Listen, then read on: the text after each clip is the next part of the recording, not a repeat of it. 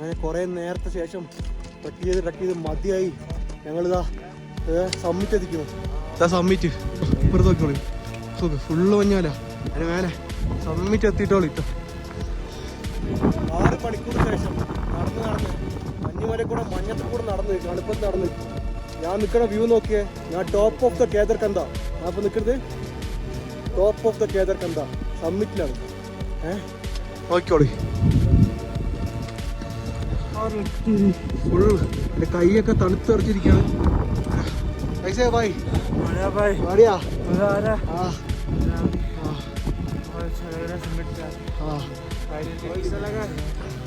हाँ